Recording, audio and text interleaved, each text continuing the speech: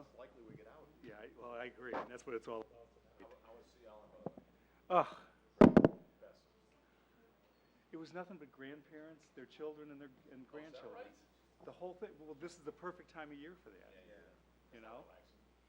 Oh God, it was great. Dinner at 4. But I did my usual hillbilly thing. I stood out on the beach and fished for sharks, and since I don't golf, I mean, Something to do? yeah. So my daughter and I spent a lot of time on the beach. It was awesome. Nice. All right. All right. Well, we'll. Trustee Dahlman, who indicated that she would be late this evening, but I'll go ahead and get things rolling. Good evening, everyone. Welcome to the Winnetka Village Council study session for May 10th, 2022. I'd like to call the meeting to order and ask everybody to mute your cell phones or other electronic devices. And I will ask Rob to take a roll call for attendance. Certainly. Trustee Apatow? Here. Trustee Kripe? Here. Trustee Mancini? Here. Trustee Dearborn? Here. Trustee Swerk? Here. Trustee Dahlman will be here soon, and President Rintz. Present. All right, item 2 is public comment. This is the time of the evening that anyone joining us can come up to the podium and share your thoughts on anything that's on your mind that is not on the agenda. So if you're not here to talk about we're here to talk about the post office. So if you want to talk about something else, you're welcome to come up to the podium at this time and share your thoughts. Go ahead, Jeff. Please make it brief, though. Thank you. Actually, Jeffrey Liss from the Winnetka Muse. Actually, I need to beg your indulgence. I'm still in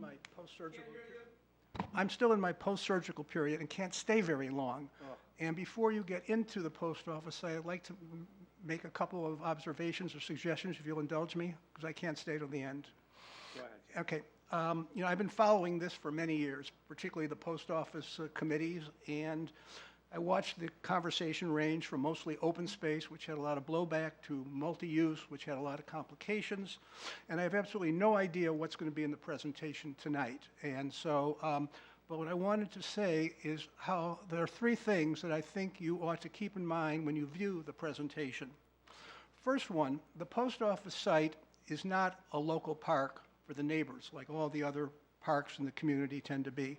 It's basically a town center, which is meant to be accessible by and used by people from all 4 corners of Winnetka. And what you have to, didn't realize it'd be so hard to look down, sorry. And you have to remember, this is a space that should be usable by everybody every day. It should not be, I don't think, just for special events. That's a very important space that we can use for everybody. And I would also say that the other major purpose of it is basically to help bring people to our local businesses. And if it's treated like a local park with just accessible to the neighbors, it's not going to be successful at bringing in local business. And so that brings to the second point. Whatever proposal comes forth, there really has to be provision for adequate parking for people from all over Winnetka can drive, park, and stay and browse. I also noticed that compared to years ago, we actually have small seating areas. The village did a really good job on the corners, and there are a lot of little restaurants. So we're seeing small groups of 2 or 3 people are coming out and enjoying the ambience. But parking is really important. One historical note, as I remember, is when they were talking about covered parking, either lower level or even first level with the roof over it, there seemed to be some concern that people would be reluctant to use it.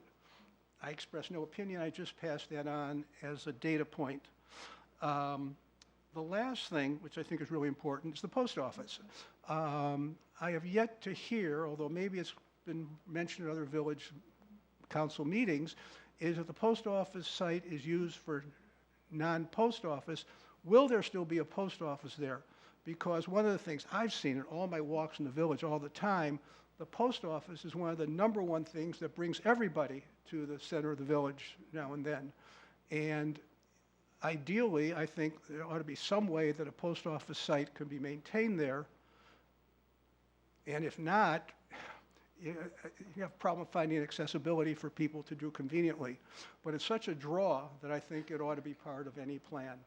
Anyway, those were the three things that came to mind and how I would look at whatever you're going to propose tonight, and whatever modification. So thank you for listening and letting me go, and I will now go continue my recovery in peace. Please recover quickly and come back soon. Thanks a lot, Jeff.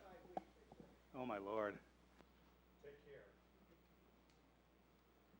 All right. Anybody else for public comment not on the agenda?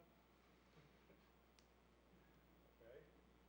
Moving forward, item 3. Is this working? Yeah. You're not on the screen anymore. Huh? Oh, I was on the screen? Yeah. Isn't that nice? Elm Street Business District Public Gathering Place, AKA Post Office Site. Tonight, I will be reviewing the concept plan regarding the post office site and improved development that will extend the community center functions, allowing for various gatherings and events to be held.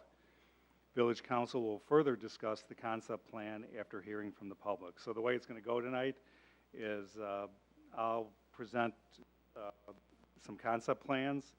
I'll then open that up for questions from the council. We'll then go to public comment from the folks here in the room, and then we'll bring it back up here for conversation and deliberation. It's a study session, so we tend to be a little bit more informal here and a little bit more free form. So please forgive me if my casual manner is a little off-putting, but it's just the way that study sessions work. They're meant to be conversations rather than formal proceedings. So with that, I'll begin rolling. Hey, Tina. You can thank Jeffrey Liss. He took up about 10 minutes of time. I'd be bummed if I had to walk around with that around my neck for the next 5 weeks too, so. Okay. I still feel like that guy on the match game. Gene Rayburn, that's it. Okay, well, anyway, good evening, everyone, and thank you, everybody, for coming out this evening. What I'd like to do is take the opportunity to present to you some concept drawings that have been prepared by Lakota for us, and I'd like to thank particularly Scott and Morgan, who really worked hard on this and put up with a lot of my pushing, I guess is the best word, to kind of help morph this, and David has put up with an incredible amount of back and forth, and Rob always does anyway, but I want to thank him as well for being really patient with me as this whole process evolved internally, so we could then bring it here to the community. First off, I want to just make sure everybody's focused on the fact that we are talking about the post office site, which is a block west of here. This is a drone shot that was provided to us. Looking east, as you can see, Village Hall at the terminus of Moffett Mall, the post office, which currently blocks the view from everything west to the east, and the parking areas that we're currently using there.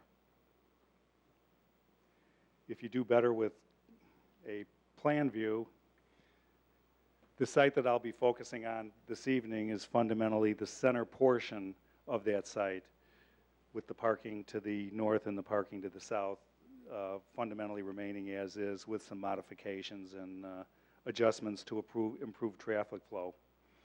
So before I get into actually helping showing you the plan, I would like to help everybody kind of understand the history behind this property. The cool thing about it is a lot of what we're going to see tonight are things that were talked about over 100 years ago. Back in 1920, the village of Winnetka and their first plan commission retained an individual by the name of Edward H. Bennett. Bennett was the I guess I wouldn't call him the brains, but Edward Bennett was Daniel Burnham's partner and was very, very instrumental in the 1909 Chicago plan that most of us refer to today as the Burnham Plan, and became very famous for his ability to actually physically plan public spaces. And he was a prime driver in Chicago, and obviously he became noticed by the folks up here in Winnetka, and they retained Bennett to come up here and help them create their first comprehensive plan ever. It's kind of funny, as I was doing my research on this, and I've heard this story a bunch of times, but you forget more than you remember. The first Plan Commission was formed in 1920. There were 53 members on the Plan Commission. 53. 15 subcommittees working on the first comprehensive plan.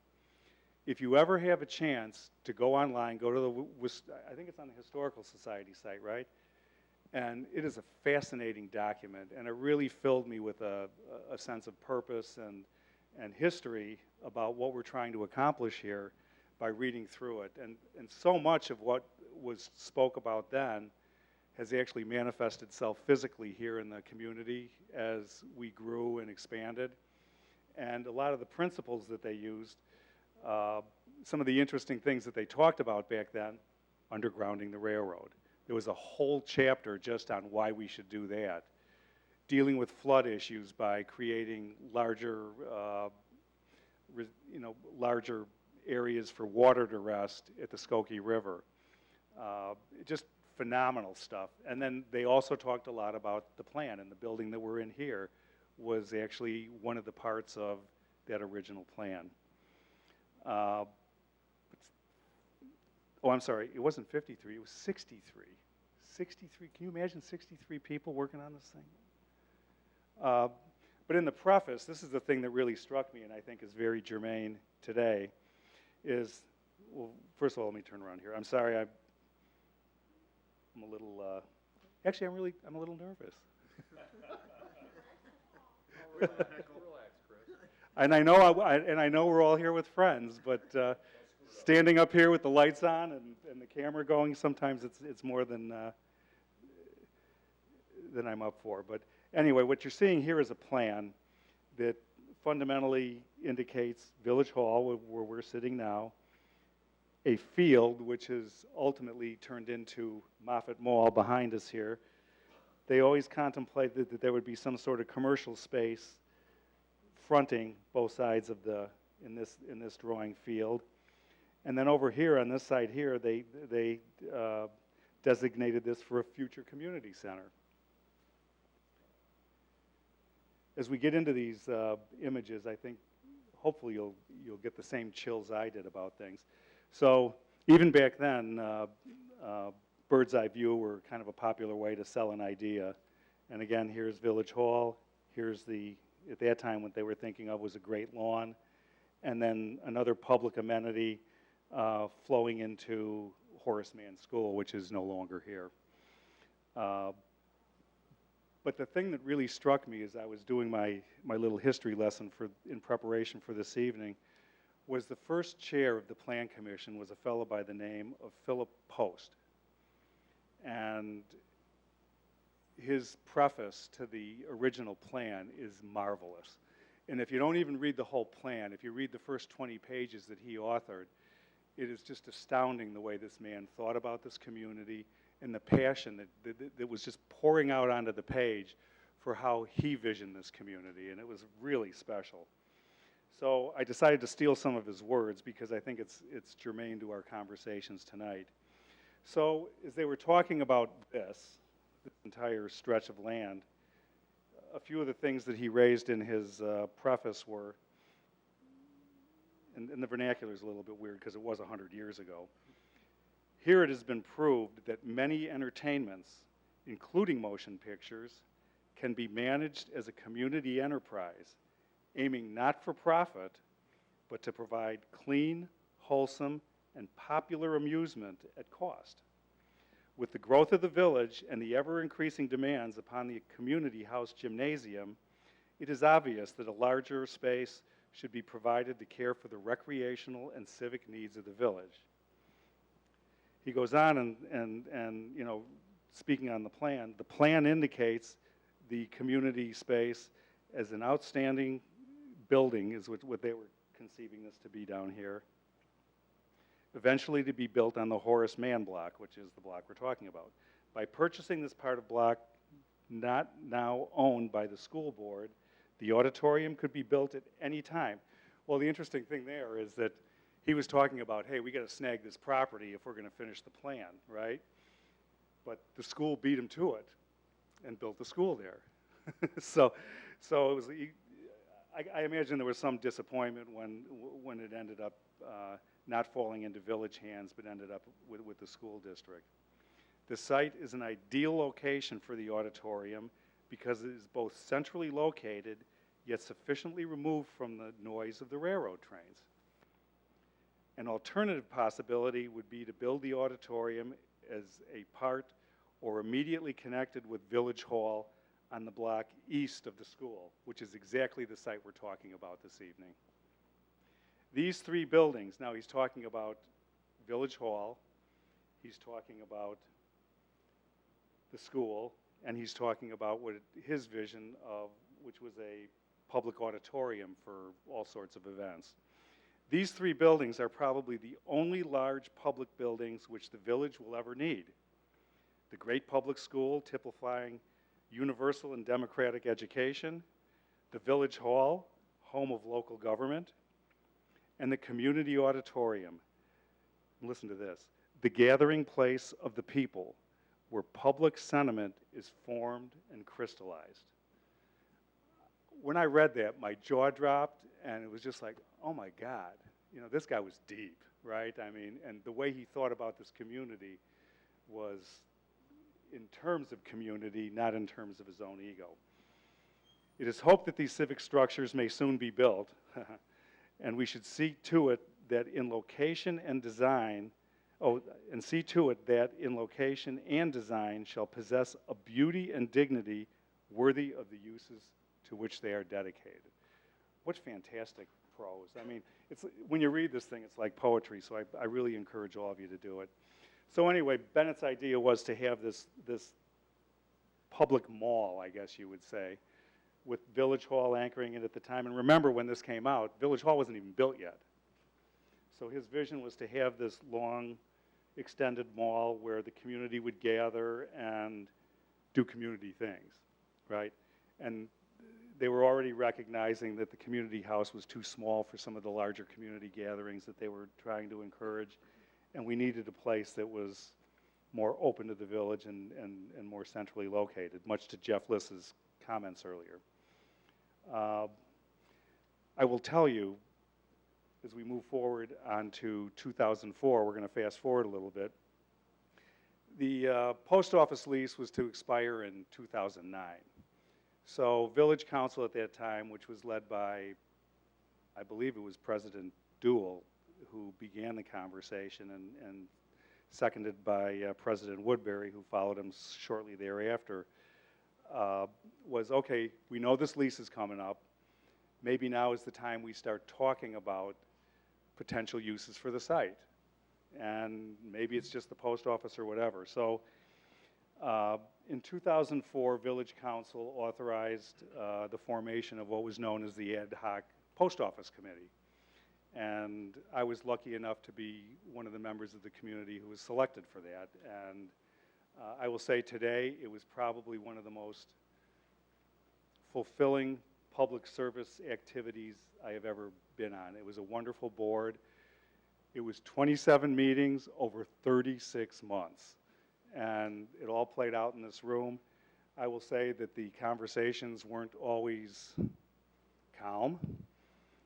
There was a lot of emotion because there was a lot of different opinions at that time. And a lot of them centered around whether the village was going to dispose of the property and give it to a third party, or whether they should retain ownership of it and do things that are more civic of nature, as indicated by the Bennett plan. It was a very, very challenging time in the village.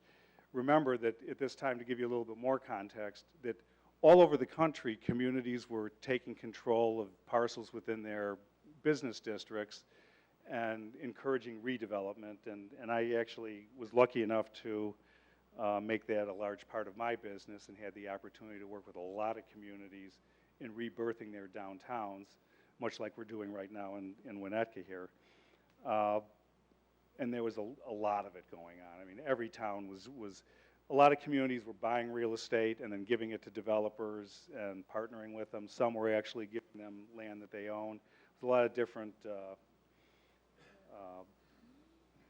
options for how that happened. But so you have to remember the mindset of the people coming to this conversation where everybody's doing it.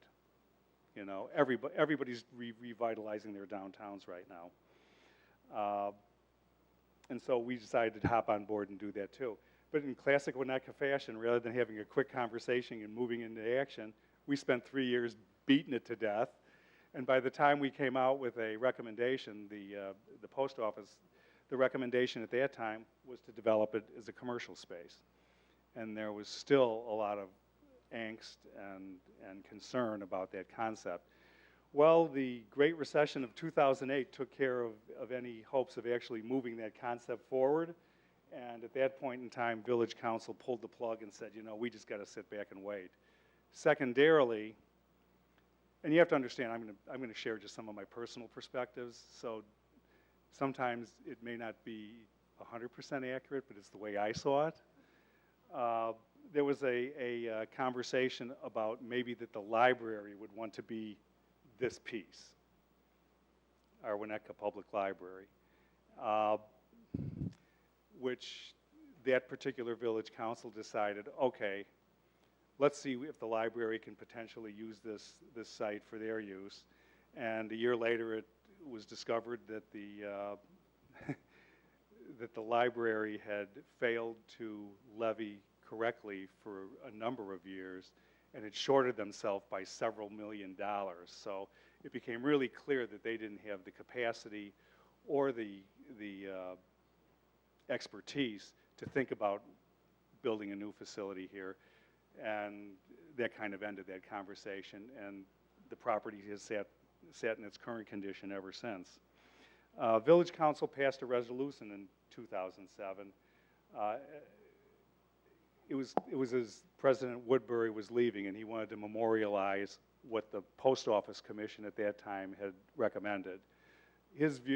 Ed's vision was always to have 4 corners of retail at Elm and Chestnut, state and Maine, right? And there's a lot of validity to that concept of having 4 corners of retail. And if you think about our town, there is nowhere else in town that we could have ever done 4 corners of retail.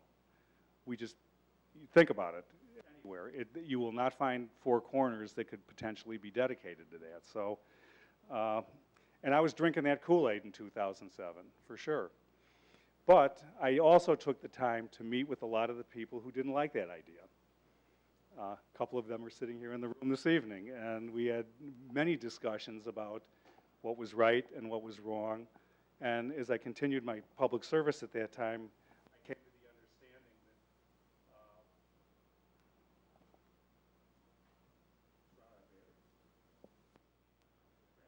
that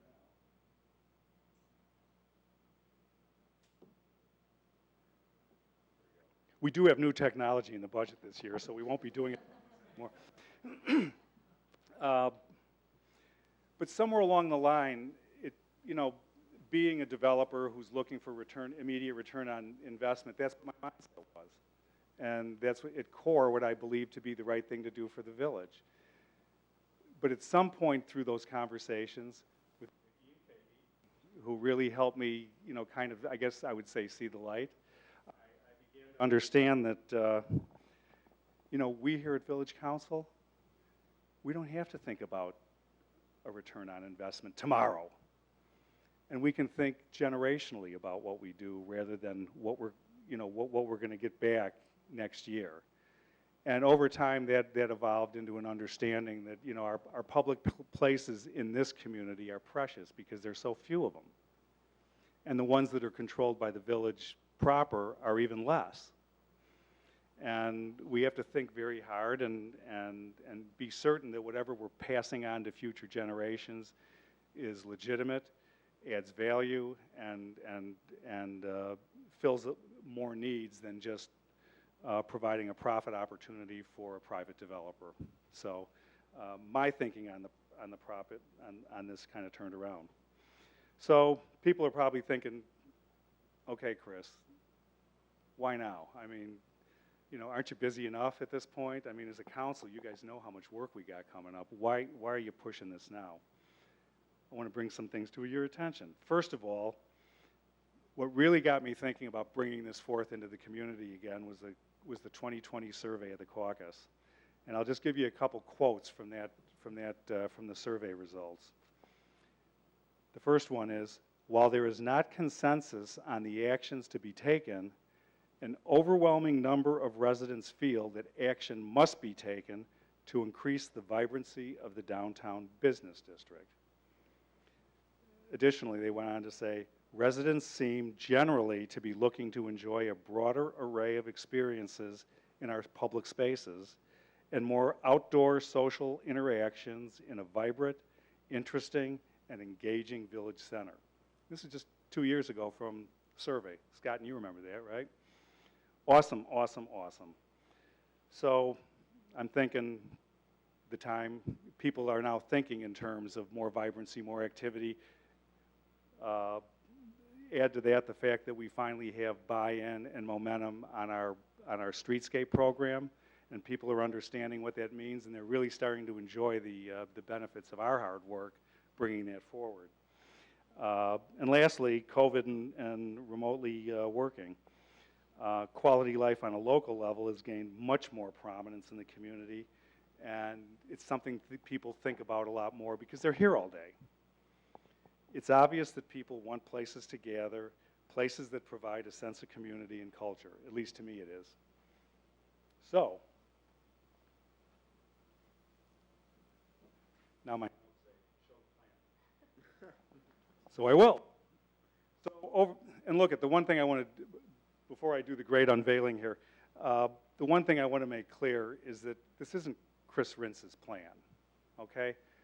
Over the last 5 years, I've talked to, and I'm not over-exaggerating, hundreds of people in this community about what their vision for the post office site might be. And I heard a lot of different things. Some still think private development would be a good idea. Most seem to feel that a central gathering space of some sort would be highly desirable. So really what I did is listened, and then when I thought I heard enough, I listened some more, and then asked Rob if I could take a little bit of our allocations for the comprehensive plan and reallocate those to a study of this site again. So we went to Lakota, who was doing our comp plan, and I asked them if they would work with us. And Scott came back with a very, very, very reasonable proposal. I think partially because he's a resident and really has the same excitement we all do about the site. But it's not Chris's plan. It really is the plan of the community.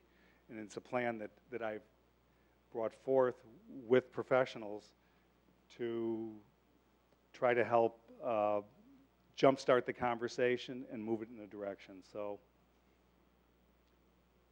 here we go. Okay, so orient you again, Village Hall, Moffett Mall existing, and as you can see here, this area here is the post office site. Parking lot in the north, parking lot in the south, we're all familiar with that. Conceptually, the idea would be to create a public square, a town square that can be used for a multitude of activities. It can be very passive. You can sit at tables, have a cup of coffee, maybe play chess or checkers or backgammon. I think we've all seen those tables that they cast those things into it. And people actually use them, you know. It can be, read a book, sit there. There's a lot of things you could do here. Farmers markets. But the one thing that I've always been thinking about, and I won't get deeply into it, but is to have some opportunity to create a place where we can have public performances of all sorts, whether it's music, whether it's spoken word, whether it's bookstall author readings, or the Music Institute doing a recital of classical music. Just, something that would be able to be programmed or not, so that it would work both in a program sense from activity, but when there wasn't something programmed going on, the space would still function wonderfully as just a nice community spot where we could gather and be and enjoy the atmosphere, and also enjoy a long, long view along the corridor back to Village Hall, which is a view that none of us in this room has ever had. I'm looking around to see if anybody's, nope, I don't think anybody's been around long enough to have enjoyed that view at one point in time. We'll get to that, Teresa. So,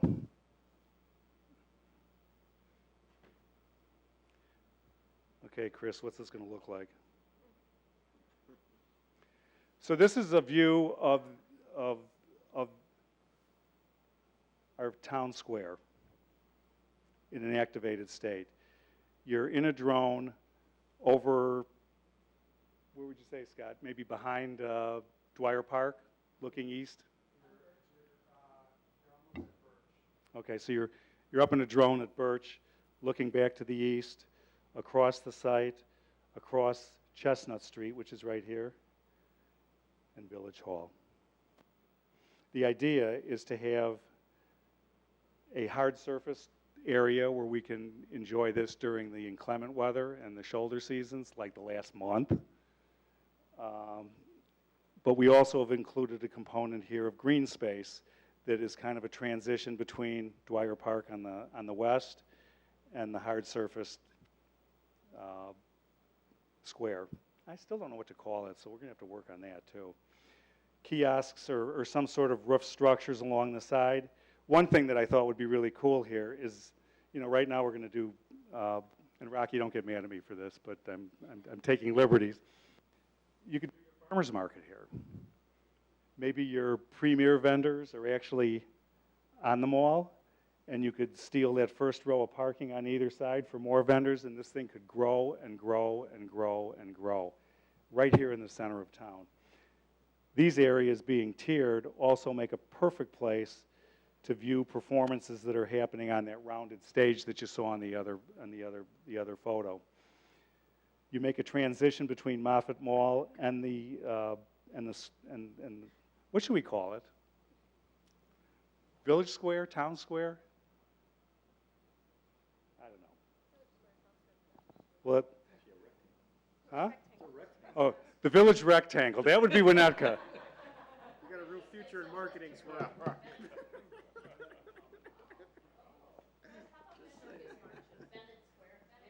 The amphitheater. We'll have a competition for that or something like that, something fun.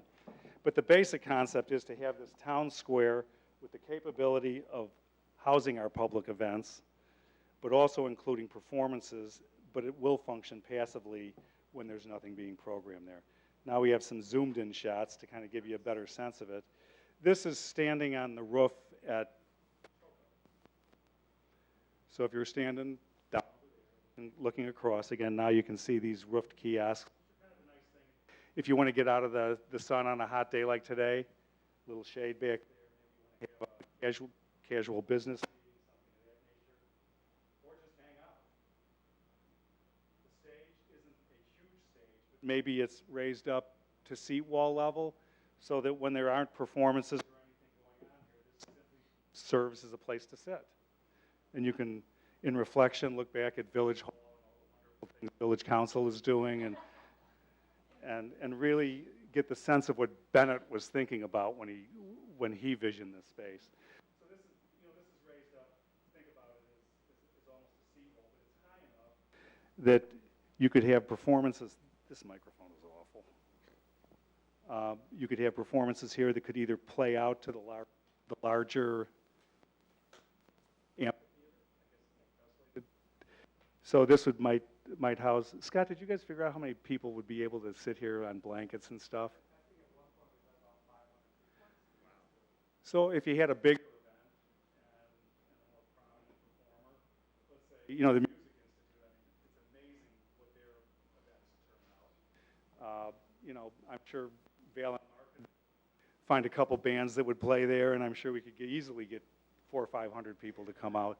But the other nice thing is if you're having a smaller, more intimate performance, maybe an acoustical sort of a thing, or just a, you know, a quiet sort of performance or a spoken word sort of thing, you can use the other stage and actually project back into the square.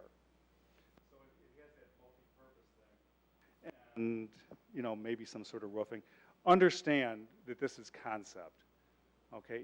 Nothing in this plan is hard-baked. What it was to try to create a vision and an idea based on a fundamental concept of a public area that can be multi-purposed in the center of our town and begin to create some of the vibrancy that the caucus spoke about in their 2020 survey. Here you see a fountain. Is there going to be a fountain there? I don't know. You know, a gateway feature, which is cool.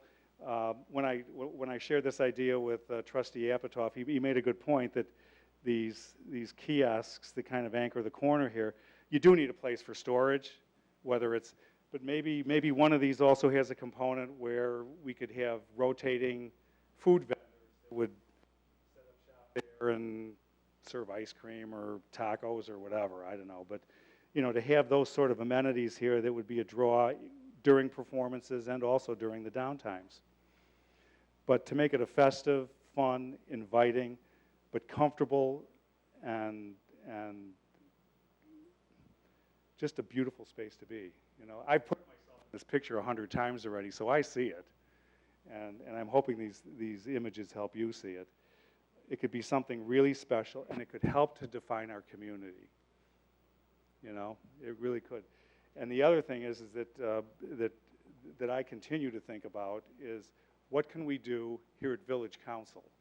What can we do in a positive manner to support the value of our investments in our own real estate at home? And it's becoming a competitive market out there, folks. I mean, when I moved here, the one thing I used to hear from was that, well, you know, you live in Winnetka, you got New Trier. That was always the ace in the hole for New Trier, and kind of the thing that made people say, well, they don't come here for the vibrancy, they don't come here for the pretty sidewalks and the nice places to sit on the corner. People come here so that their kids can go to the best schools in the area. Well, you know, I moved here in the early 90s, and since then, GBN, GBS, Stevenson, Deerfield, Highland Park have all upped their game hugely, hugely. So that isn't our ace in the hole anymore. And when you look at the rankings, depending on which ones you want to look at, you know, we aren't number one all the time anymore when you move out of the city schools that start to look at the public schools in the suburbs. And all these things play into our real estate investments. All of them do. The schools do. But the infrastructure, the public infrastructure plays a huge part in that. And I've told this story 100 times before. Many times, a lot of our neighbors, how did they get here? They hopped on a plane from Denver or Dallas or Charlotte, North Carolina. They got 2 days to find a place to live. Realtor picks them up at O'Hare. They shoot down to Hinsdale, drive them around for a day. They come back here. They drive through Wilmette, Winnetka, Glencoe. They show them that. And if you've never been here before, and you look at this community the way it looked 5 years ago, there's a lot of folks that said, 1.5 mil for this? Beautiful house, but this is what we get? And it's all part of being competitive, and being competitive also supports our values as well. So this is just one of those value adds that could really help to reinforce Here's a little bit more of a close-up to give you more of the mood music of what's going on. That's Val there. She's firing up the audience for the big show. But you can see, you know, it's modestly raised, but enough to make it multi-purpose. Obviously, when it's not in use, you'd have to have some sort of fencing that would go there that would probably fit into stanchions and look appropriate. But to kind of give you the mood of what's going on there, I think it'd be a fantastic space. And I've lost my place, so hold on a second here. You guys all know that once I start talking sometimes, okay.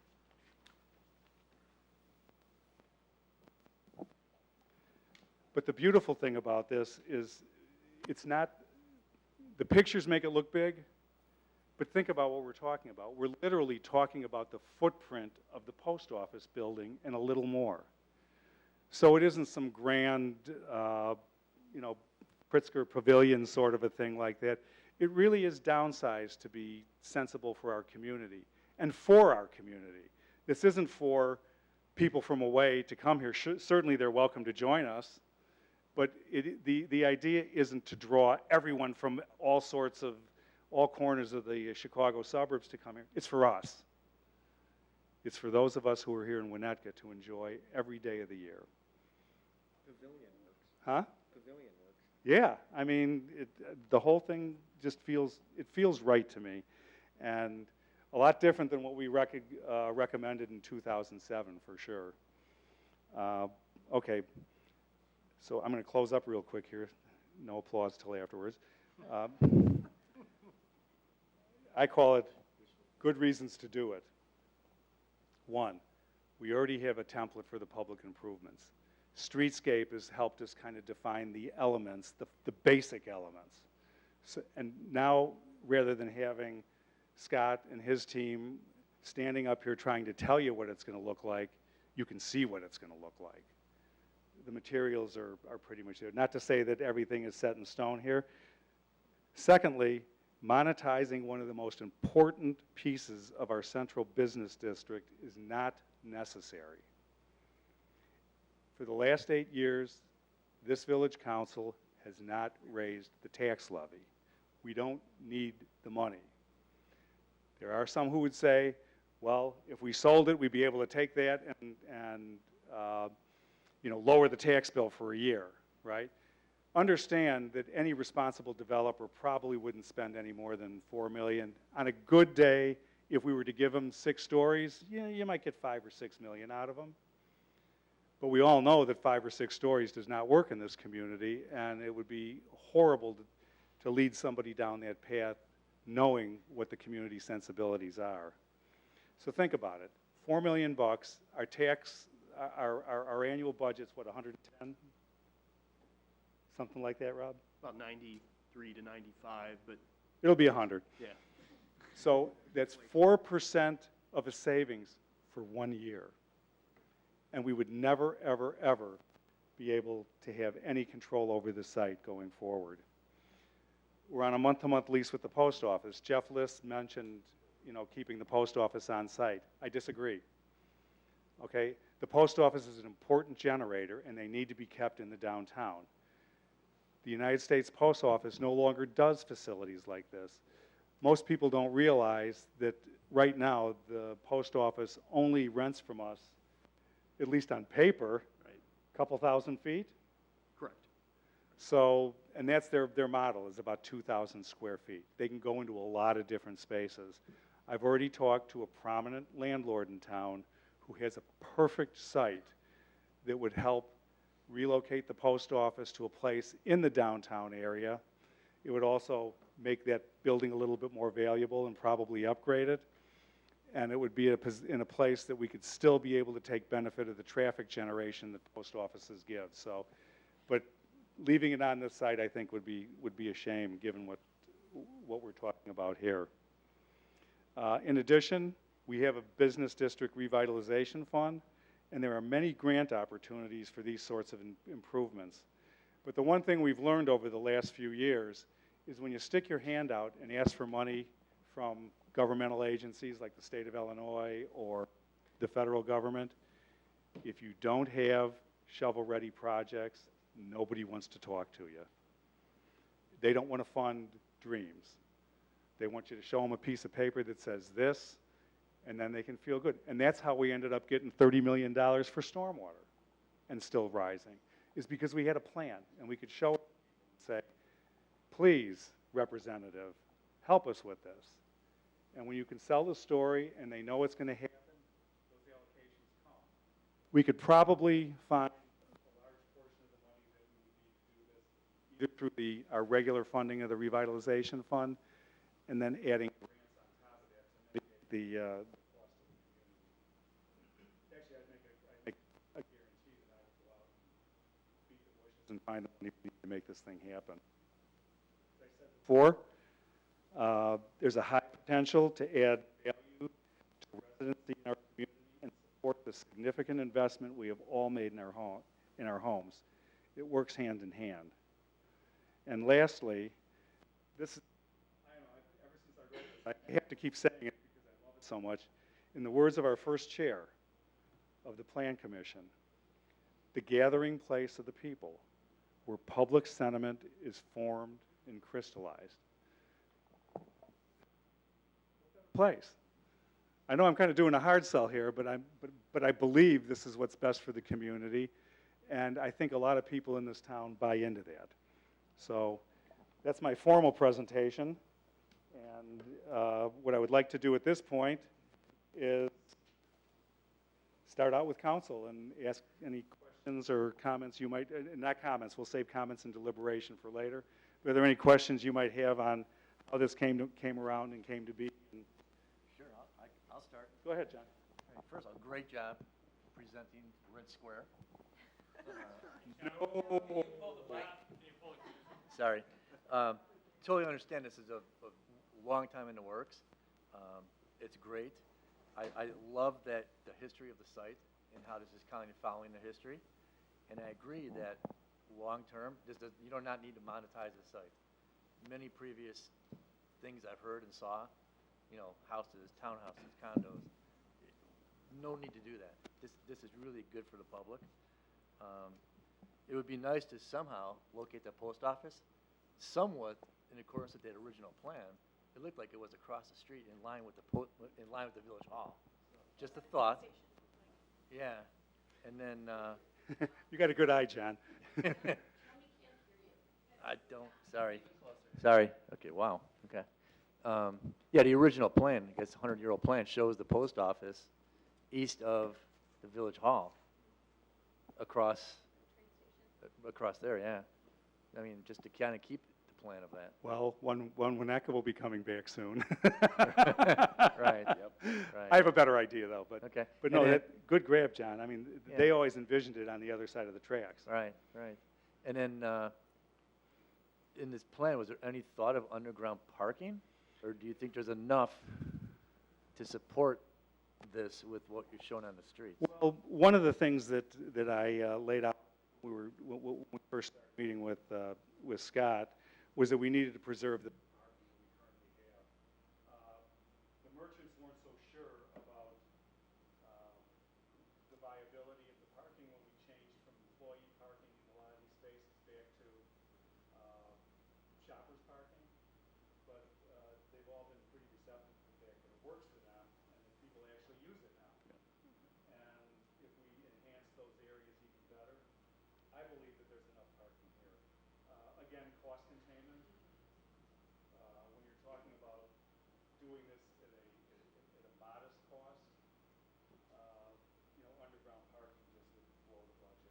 Okay. And put this thing 10 years down the road before we find out what's Yeah, going on. totally understanding the cost. Just wanted to bring it up. Thanks. That's all I had. Great job, great presentation. Thanks. Very, very forward-looking and excited about it, actually. Thanks. So I'll go. We've, when we walk the property, I've been indoctrinated to go this way, but in a good way, and because I believe it. I believe we have one chance to do this correctly. I think following history is critical because it was so forward-thinking, and I think back to when we were at the last tree lighting, and it was just an incredible, wonderful free-for-all of people using that space. And it just said to me, it foreshadowed what we should be doing with that post office property, with all the kids and all the families. That was truly a gathering moment, and it's like, why don't we have more opportunity and more space to make this possible? And so, obviously the details have to work out.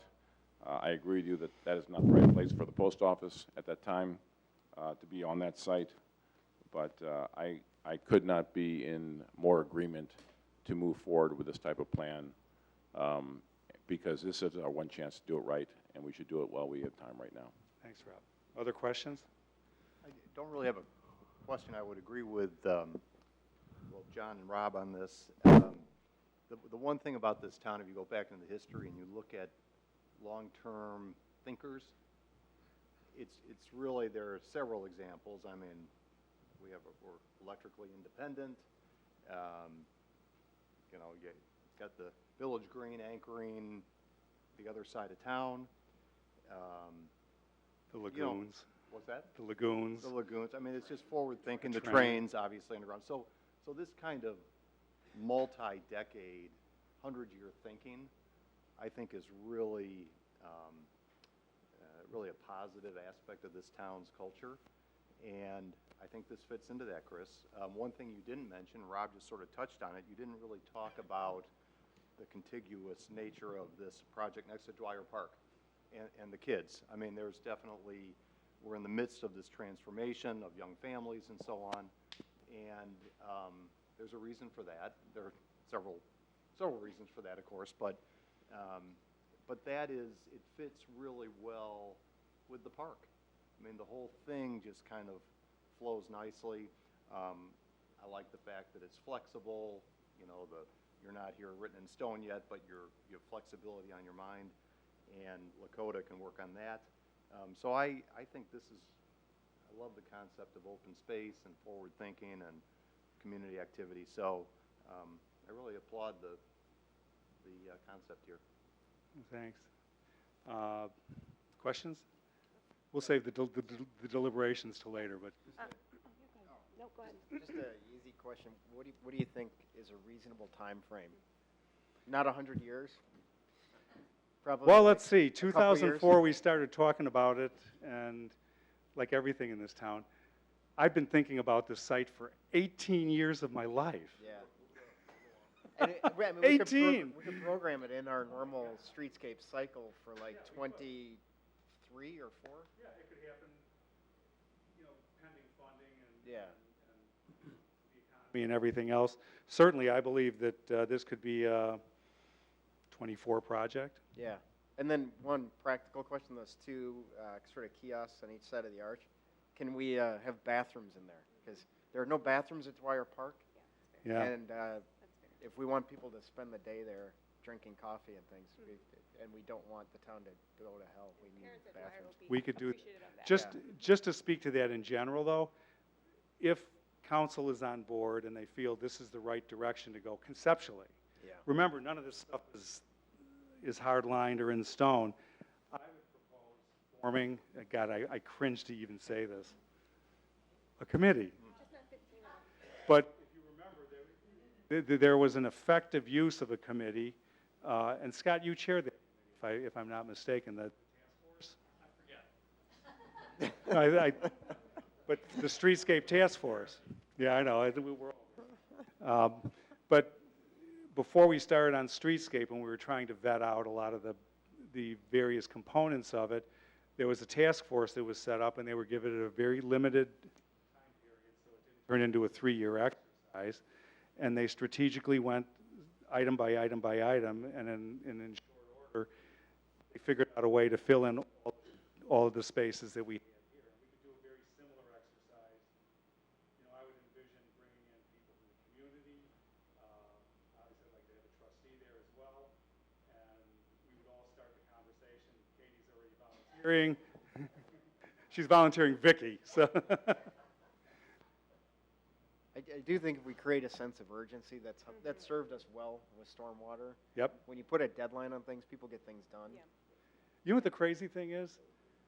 When I was out on the stormwater tour trying to sell that to all of our partners, they were talking about that in 1907. And it's taking us over 100 years to get any of this stuff done, folks. I know we're progress without change, and I know we're very deliberate about what we do, but that's over the top even for Winnetka. So, all right, well, what I'd like to do now then is open it up for public comment. So if anybody has anything they would like to say, please come to the podium and share your thoughts with the village council, and we can, I'll answer whatever questions you might have as well. It's working very Spotty, particular if you're spotty. in the exact right spot. Yeah. Scott Myers, His words.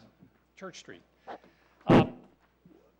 Great plan, but I'm going to urge the council to think about this in two pieces, right? There is the physical space, and the physical space provides an opportunity for addressing what a lot of residents want, which is more gathering places, more opportunities for activities that bring people together, right? It wasn't just the 2020 caucus survey, it's been the last 3 caucus surveys. But to do that, we really can't depend just on building it and they will come, right? It's very nice to have a great space. We've got a great space at the Village Green. But if we really want to make this something that the village is proud of, if we really want to make this something that will bring people together, part of what we need to be thinking about is planning this and programming it in a very conscious manner. Doesn't mean that every day has to have something, but we need to think about it in terms of both, I would say it, impromptu activities, casual activities, and formal activities. Because as you introduce this to the village, and as you try and make this part of what Winnetka gets recognized for, you want to have programming that reflects that, right? It can be the Children's Theater of Winnetka, but it could also be bringing in a Baroque ensemble from Chicago. And so as we think about this space, I would urge the council to say, all right, how do we allocate dollars and staff time, which is really what it becomes, into creating this, activating this space, right? Making it a place where people go, oh, I wonder what's happening down at the Village Square tonight. Or, oh, I know there's something there, I want to go to that. So it's a great space, but don't think of it as just as a space. Think about it as something that we have got to activate. And there's a lot of talent in this village. There's a lot of talent, obviously, on the council.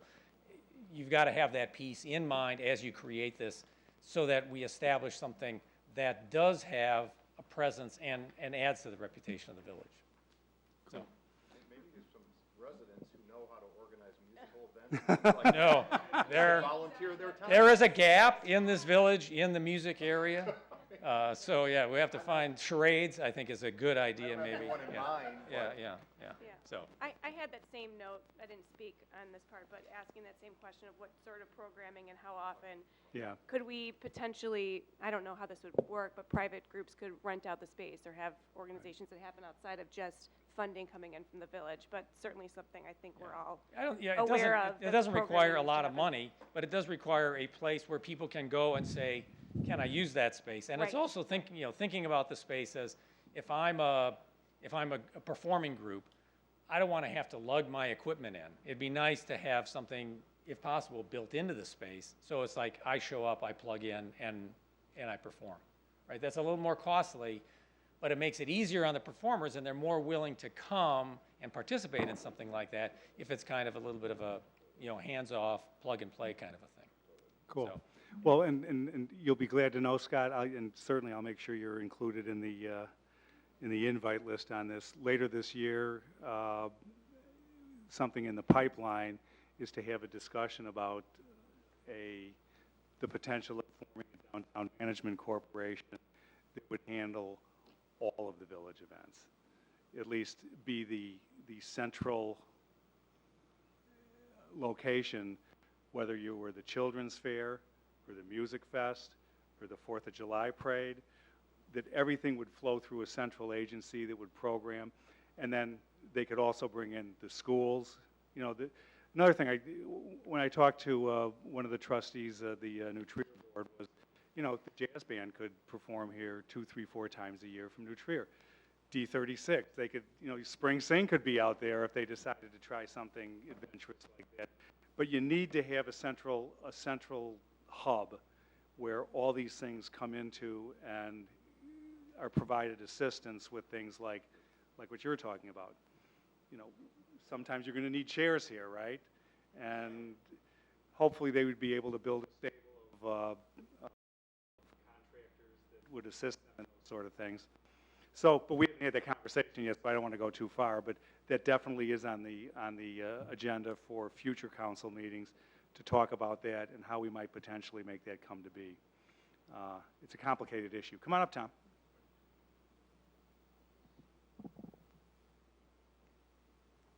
Hi, my name's Tom Brown. I live on Hampton Hill, as we talked about previously. I think I'm a huge fan of the concept. Land is one thing, as we all know, you don't create. And to give away a precious resource at this time, I think would be a grave mistake. We hang on to what we have and we make it an embellishment of the community. The one thing, having survived a very lengthy spring this year, I would encourage you to do is not view this as it appears to be a 3-month space, maybe a 5-month in Chicago, but we're in a very cold environment. Think of ways creatively, maybe glass pavilions, I know that adds to the cost, but you've really got to make it a place of vitality, not just for the warm months, but all year round if you can. And maybe some glass pavilions that could be heated cheaply with those chess tables and the like, but something that keeps people coming in when it's cold or chilly. You know, bring your coffee in, but something not as open and exposed as this. Thank you. TBD, come on up. Hey, Mark Haller, in the construction zone on Hibbard Road.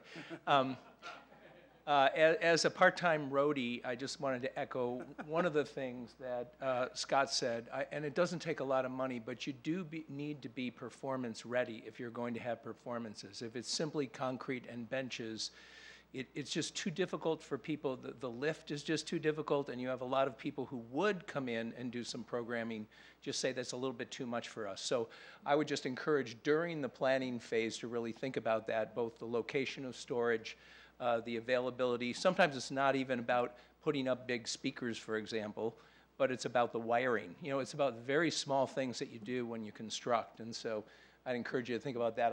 I also echo, given that it was winter last week, we don't remember that because it was summer now, but just having something that could take those units on the left and the right and maybe allow us to, even if it's something we have to do come winter time, to winterize them to make it something that could be a little bit more useful beyond. But what a legacy project this is, what a great thing it would be for the village. There's no question in my mind that this is far superior to any of the other commercial ideas that have been bantered about over the years. So kudos. Thanks, Mark. Anyone else?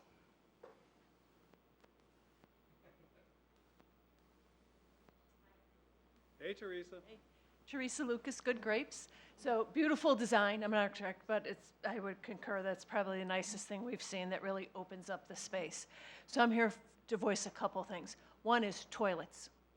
You know, so it's great we have all these young families. I really mean that. It's great. In Dwyer Park, you can go, like, I bet if we have this weather on Saturday, there will be 100 people there. Good Grapes is not the public bathroom because people don't walk into restaurants, right? They're not going to go into a dry cleaners or a hair salon. And so little Johnny and Sally need someplace, as well as the adults, to relieve themselves. So I think that really needs to be incorporated because it's just an unnecessary tension, you know. But whether it's me or someone else there, it's not the public bathroom. And then a couple things, and I'm going to dive into the weeds. You know, the bike situation, having the more bike setups. You know, I think, you know, Liz isn't here, and Valentina was saying in our last call, you know, they're clearing bikes from in front of their store, literally. So on that, and on the heating, I think if you look at Hometown, they have these awesome heaters, and they're strong. Like, you're not even under it, and you're there. And then just how to make it really accessible to everyone.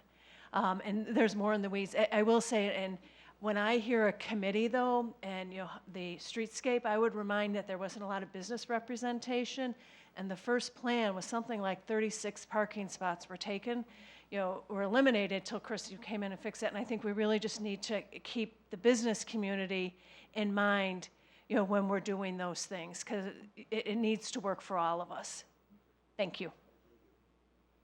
Thanks, Teresa.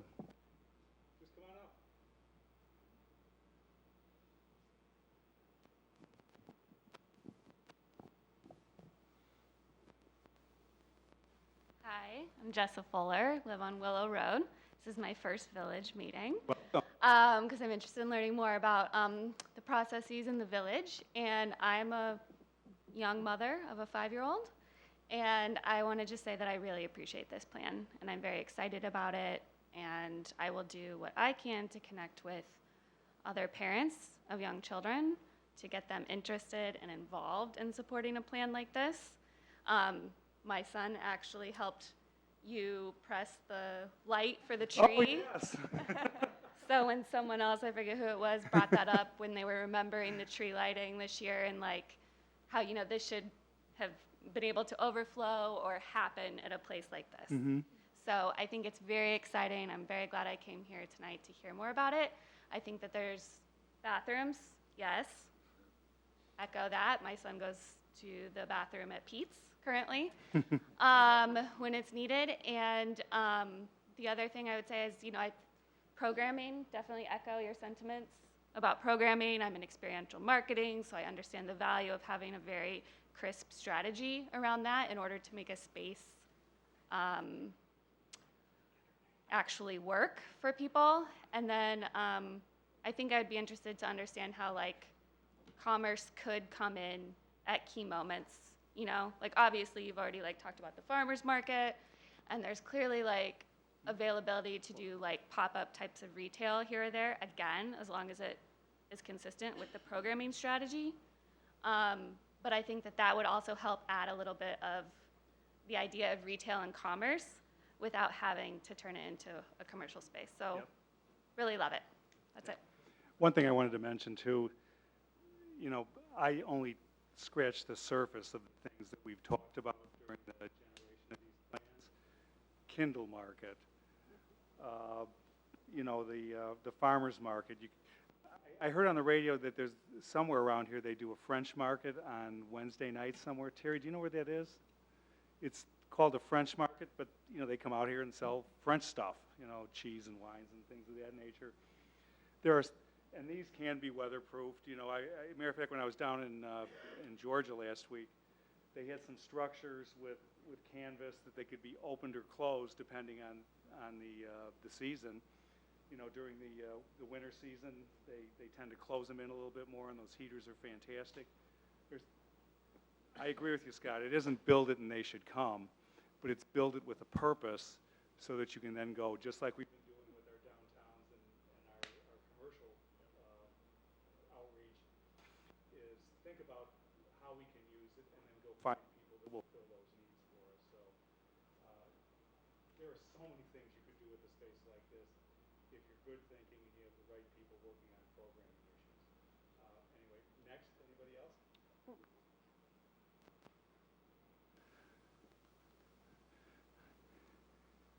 Is this the first time we've been in this room together, Katie, since?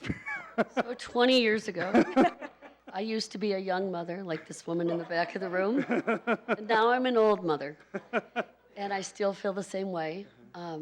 Vicki and I fought very, very from the heart that we felt public land was for the public. And that our forefathers saved the land in this village, like the village green and the park.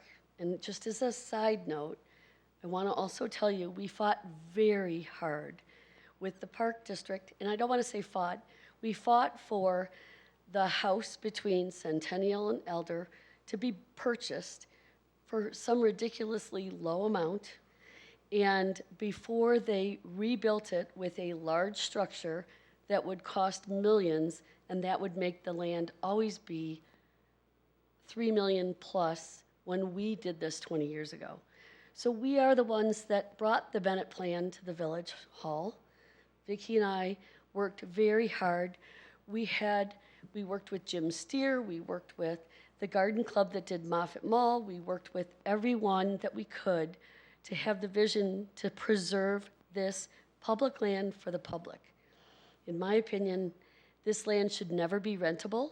It is for everyone to use. It is not for anyone to have a wedding or an event. It is for everyone. Vicki and I have not seen this plan, and we have a lot of things that we had in our plan that we'd like to share with you, because we worked for 20 years. We worked, I believe it was much more than 36 months, but it felt like an eternity. It was a lifetime. It was a lifetime. And what we were told at the time was it has to be residential, it has to be 3 or 4 stories, it has to be on 3 sides of the park. And we wanted the continuation of Moffett Mall. Coincidentally, Vicki and I are working on something else for our garden club, and I ran into Chris at the top of the stairs about 2 weeks ago. And he was standing at the window at the stairway. And I said, Chris, this is so serendipitous. Like, look at this. Look at this view. There really is no other view, and I've been everywhere in town, that is that view. So I just want you to know that we're for the public, we're for preserving land, and we're for what our forefathers did. We want to buy that land between the park, which I think hopefully will happen. And we believe that this is the best plan with maybe a few minor adapted changes. But we feel like Millennium Park has done more for Chicago, and it's the best example of what I can say for what we could do here. And we don't really have a gathering space. The Village Green is not a gathering space. It is a beautiful space, but it is not gathering. There is really, Hubbard Woods is a nice gathering space, but we need this in the center of town, and we have a lot of opportunities, as these 4 gentlemen have mentioned, and I believe this plan is priceless, as MasterCard would say. Thanks, Katie. Others? Come on up, Liz.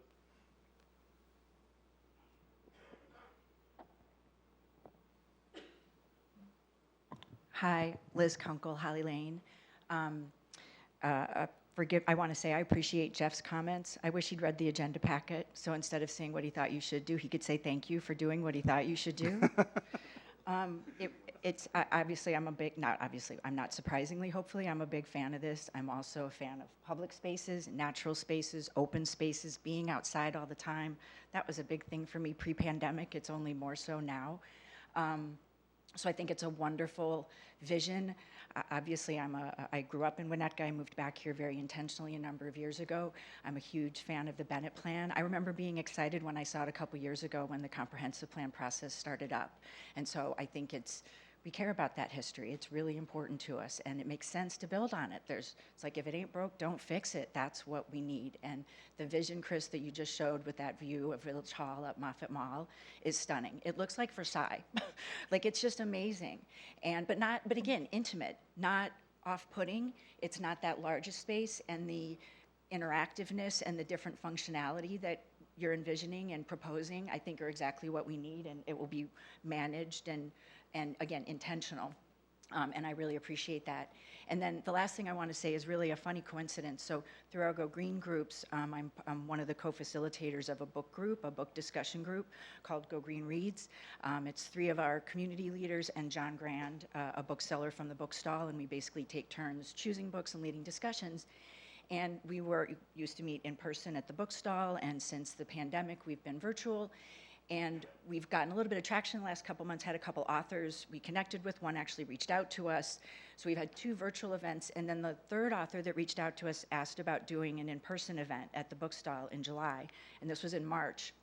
And Robert McDonald, the event coordinator at the bookstall, reached out to me and asked if our group wanted to do this. And I asked the co-facilitators, and there was silence. And I knew everybody was debating all the things we're debating about gathering in a pandemic, and plus the value of having virtual gatherings as a book group, because you can expand the reach. But I don't want to be virtual in July. I don't want to be indoors. I want to be out. There's a reason I'm here in Winnetka, because it looks like this. I don't want to be inside on a night like this. I'm here. Right. I know. We all want to be outside on a night like this, right? And we would be in a place like, in this space, that's where we would all be. Or, you know, people are playing like bocce ball up in Harvard Woods. I was shocked when, I really thought that, honestly, that's a good example. I didn't know if that would be a big hit. And I have teenagers now, and the kids immediately, there was a guy who like had a bocce ball set. I'm like, you had that? Like that was just waiting around? You were just waiting for the courts to be built? And it became this whole like dad's night out thing. So in the context of the book stall, Go Green Reads discussion, one of the other co-planners said, you know, I wonder if we could do it outside. And she said, you know, what we really need is like a public space. And this was literally last week. And before I saw the agenda, which I did look at on Friday, I thought, I'm going to make a comment that we should think about a public gathering space. And then 3 days later, et voila. Like literally, it was unbelievable. I think this is exactly what we need. It's the perfect use of the space. And again, details TBD, but it's great. Thank you. Thanks, Chris. Thanks, Liz. Others? Come on up, Mark. Say one more. Sure. You know, one thing that we might want to think about in the context of this, and when, Chris, when you said, hey, there's a lot of competition out there for different suburbs and so forth, and I don't know how much time it would take, but to really think about what does a space like this, together with all the other spaces, mean for a brand that goes with Winnetka? What is Winnetka about besides being a place with good schools and nice homes? Is it one of engagement and performance and openness for those types of things? You know, when you have, like up in Glencoe, there's the marquee associated with the theater up there. Well, when you take something like this, and maybe even when you take music events like what we do, and you think about the heritage of New Trier and performance and film and acting and discourse, and you go all the way back to that initial plan, would we want to actually not force people to individually pull that together, but maybe we pull it together a little bit, and we take a space like this and put it together with a brand or an ethos around the community, and we get the word out. And that has the benefit not only of bringing people to the community to live here, but also possibly attracting people to come here and bring their books or bring their music or whatever else it is. So anyway, something that could be a companion, and the programming that Scott mentioned could fit right into that as well. So. Great. Thanks, Mark. It's ironic that Scott's here, and we're talking all about this at the plan commissions with our comprehensive plan. So I think it is very much woven into what the next 20 years is going to look like for our Winnetka brand and what the community wants, all generations, not just a specific unit within our town. Come on up, Rocky. Do you like the farmer's market idea? I'm going to wear my farmer's market hat. Literally. I have a couple of questions and then a little comment. First question is, how many square feet is that? What, probably about 15,000, Scott?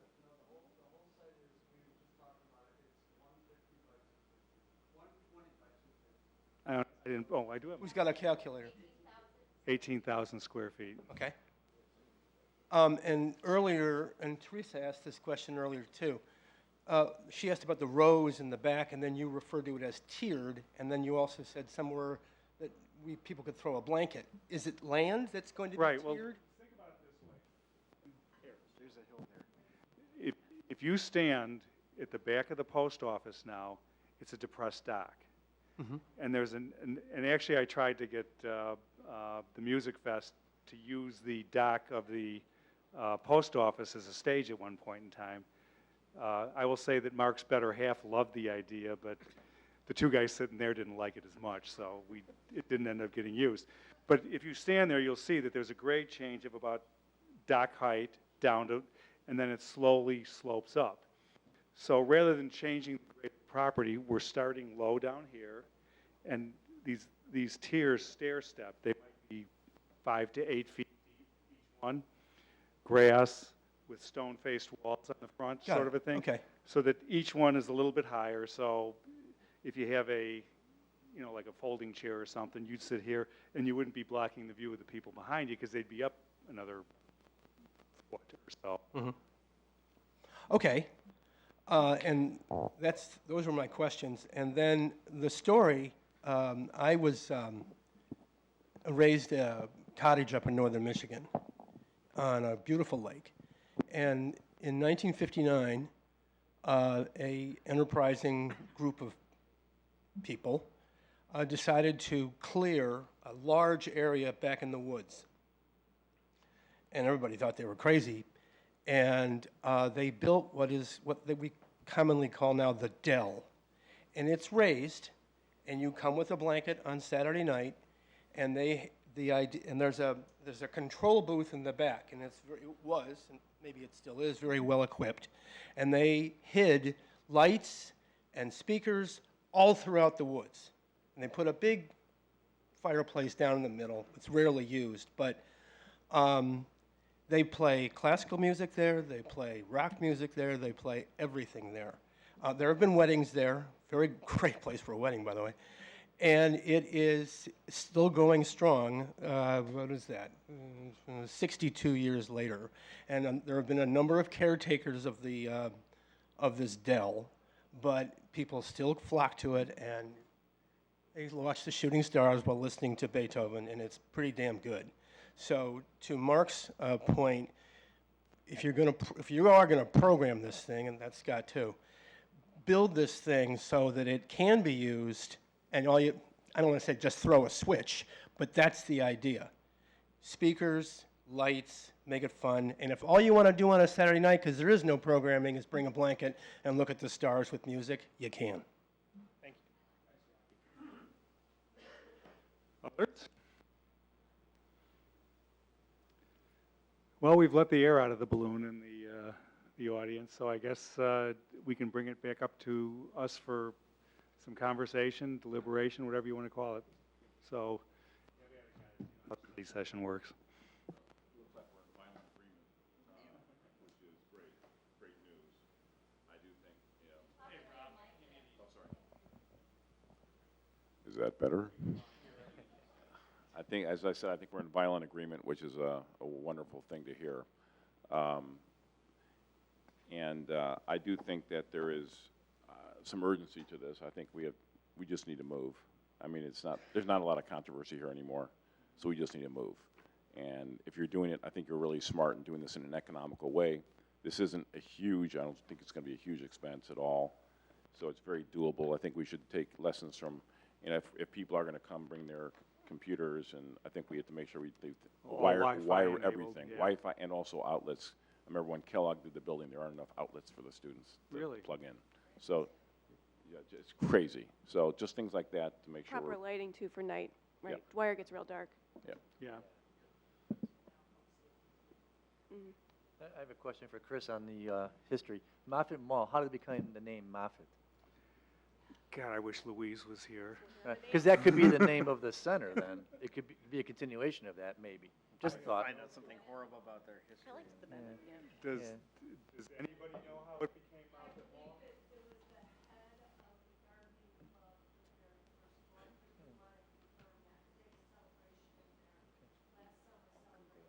Huh.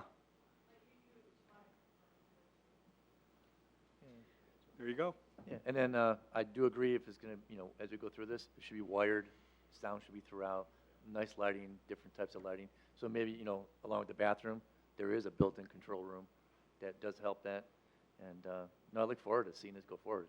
I did not expect this detail or this kind of plan tonight. It's great. Thanks. Great. Thanks, John. Chris, from a timing standpoint again, so we have a 1-year option with the post office notification. Right. It's a mutual 1 year. So we have a month-to-month lease with a 1-year option to with a 1-year notice period to vacate. So if we told them tomorrow, they'd have a year from tomorrow. I've already been talking with Rob and Liz about getting this landlord together with the post office so we can start kind of moving that conversation along if that's the direction we're going. Yeah. If that works, they can accelerate. So for instance, if they can get up and running in 6 months there, we can just move it on. Yeah. A year doesn't mean a year. It's the federal government. In our processes, by the time you start construction. Rob Bahan and I had a conversation a couple weeks ago, and the post office says, well, you know, it's going to take us 2 years to do our search and blah, blah, blah, blah, blah. And we were both laughing because they haven't even read the lease, which basically says you got a year. And we're going to make it easy for them because we definitely want to keep them as a partner in this whole thing and put them in a place that's going to be good for us and for them as well. So.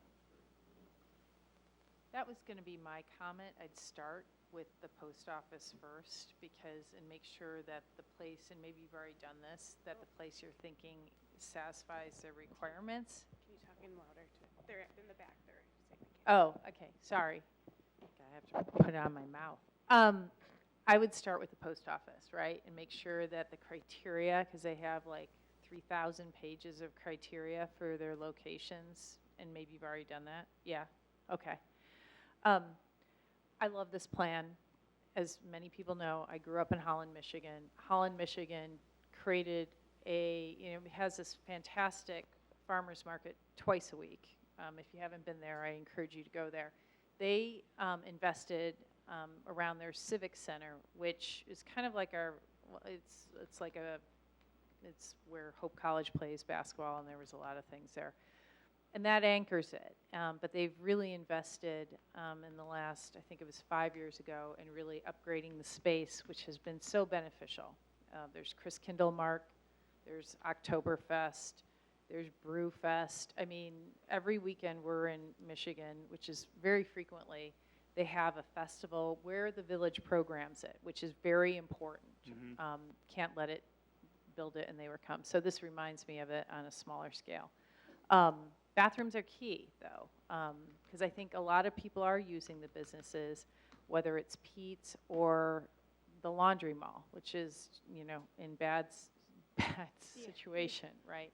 So I think we need bathrooms, which in Holland they do. They open up the Civic Center. That's always a temporary option. You could open up this, not that we want to give public space, but yeah, that's if it doesn't work out. The only concern I have is that to make it 4 seasons, and I like the idea of a fountain, but like what I think Andrew was saying, is having the flexibility to partner with the park district and put more of an urban ice skating rink here and having that be activated. We don't have enough activities for middle school and teenage kids. They already go and hang out at Moffett Mall and hang out at Lakeside Food and create havoc.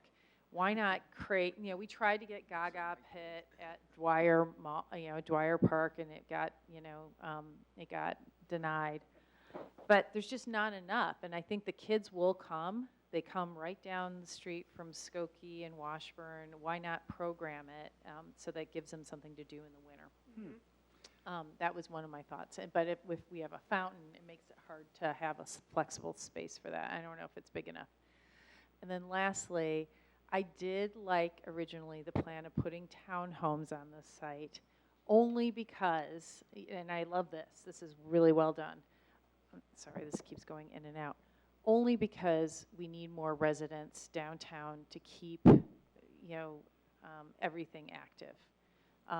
So if we're not going to put residential structures in this area of town, we need to think about density in some of our other places, right? So that we have enough people living downtown to keep these businesses. Because at some point, people may go back to work, right? We need enough activity downtown to keep these things going.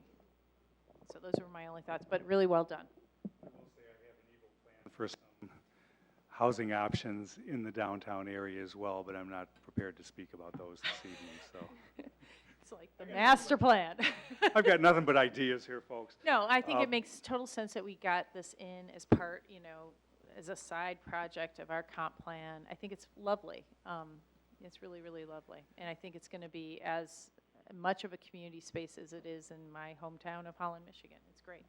Yeah. The one thing that's kind of cool, the way I've sold this idea to people as I've talked around them, is anybody who watches the Hallmark Channel, all those great Christmas movies, and you think about it, they always end up in this cute town square with snowball fights, hot chocolate. And a skating rink about as big as this table. Yes. But the thing is that that's the concept, is Yeah. to bring the people in and to have it be a place where you just engage in a happenstance manner. Yeah. And things like, a skating rink might be the way to make that happen. Yeah, I wouldn't take away, I mean, I think some of these things to create, sheltered space, electrical outlets, all those things would take priority. But if there's a way to make it flexible that you could accommodate something like that, I think that would be really neat. I mean, originally when we were doing some of the charrettes for, was it the ULI panel, somebody came up with a brew pub that could also in the winter have ice skating. And obviously this, I know. Alcohol and skating. I know. goes Well, both for the ways. parents and the kids skate, but kind of like what they've done in Millennial Park, right? They opened that up. They put an ice skating rink. Obviously, this is better because it's not commoditizing it. But I think thinking those opportunities to create activities that could appeal to, I think it's great. Not to be redundant, but I agree with all this and then some. I look at this from a young family perspective, and I see excitement for my status now, my excitement for later, for all components of life within Winnetka, and I think it's relevant and impactful, so I'm pumped for it. I also think it's super relevant for our conversations in the Plan Commission for our 20-year comprehensive plan, because this fits in so many of the pillars that's going to be presented to council coming up here soon. It's a conversation over and over again amongst people who have participated in the various study groups and the sessions with Lakota groups saying this is what they want in town. And so it just fits really well for a variety of reasons. And then to speak to Jeff's point earlier about commercial space, as someone who did live here 7 years ago, moved here and thought this town was going to be so much more vibrant than it actually ended up being, I remember when it was closer, David would know, what was the vacancy rate back then for commercial space? Do you remember? It was like 12%, right? Yeah, it was high. It was high, and I felt like everywhere I walked there was an open storefront, and while I hope that doesn't happen again, I foresee it could happen again. Add more commercial spaces to be filled, I worry of what that would look like in a potential downturn in the future. So this will always look great, regardless of what the economic status is. One thing I've learned too is that government makes horrible landlords. Yeah. They are just, it's nothing. Rob's a great guy. I agree. No, but I think Kim's point, we know we're over-retailed, right? We have a lot of retail space. We're lucky right now, yeah. Yeah, we're lucky right now, and we've done some really thoughtful kind of things that I think have filled some of those spaces that has violated the retail overlay, which is controversial, I know, but like a dentist's office and those sorts of things, but we've filled those. Retail is never going to fill all those storefronts, and so I think that we wouldn't want to monetize this in any way. And then, the more reasons we give for people to come in from Northfield or Glencoe or other places, not just Winnetka residents to, support our businesses, I think it's fantastic. Andy, you've been quiet. I love all of it, every part of it. I love the way you came up with it, the way you developed it, the thought you put into it, the product. There's like a magic spot. No, I love every part of it, and I just think it's tremendous for all the reasons everyone's talked about. As someone with 4 kids who've gone through every phase of life in this town, my youngest one is big into the performance stuff with the children's theater, and with COVID, and that's not going away. I mean, it's just we're always going to all have COVID all the time. So just get used to it. And it'll be so nice for the schools to have this outdoor performance space when they need it for the school sings and, for the community house. So these kids who put all this work into these performances, they don't have it scrambled at the last minute, which, that's heartbreaking for the kids. So it's just tremendous on every level. It was Alice Moffett. I Googled it. Oh, excellent. Yeah, longtime member of the, active member of the Winnetka Garden Club. So. But yeah, no, I think it's fantastic, and I think we should just get it on the schedule and let's go. because we've got a good cadence, I feel like, with streetscape, and that was, you know, and Scott, you were there at the beginning of that, we kind of said, let's take it a piece at a time and just keep, you know, so this would just slot in perfectly, I think, as that next phase, and maybe it takes 2 cycles worth of budget to do it, you know, because we're spending, what, like $1.5 million, $2 million a year? So maybe it's like 2 years worth of budget to do it, so 24, 20, you know. Again, if we have a plan, I can go out and knock on doors. Yeah. That's working now. People are answering our phone calls and they're paying attention because they recognize, I mean, the thing was, nobody ever asked. Yeah. No offense for Nobody you, asked. but nobody asked. Right. And lo and behold, when you ask, a lot of times the money's there. Everybody around us is getting it. And so really it's just a matter of reaching out and making sure we get our fair share of what we send to Springfield and to Washington, D.C. Yeah. And there's nothing groveling about asking for funding for public infrastructure projects. And I'm up for the task if we can get the thing green lighted and moving in the right direction. That's great.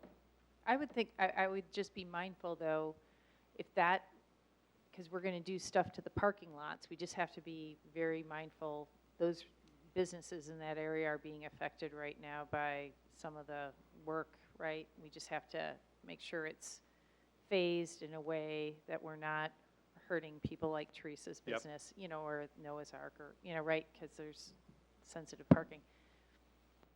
Agreed. Anything else? Any final comments from the folks who decided to come out and visit tonight? Thanks. Sir. All right. Well, thank you so much. I was so nervous coming in here tonight because understand Kathy walking out the door telling me that I have PTSD from 20 years ago, and it was the truth because I still remember how difficult and hard those conversations were. But thanks for listening to me tonight, and hopefully we can figure out a way to start moving this thing forward. I'll come back to you guys in a few weeks with a more firmer proposal of how we go forward, and we'll see what we can do. Thank you. May I have a motion to adjourn? So moved. Second. All those in favor? Aye. Opposed? We stand adjourned. Thank you.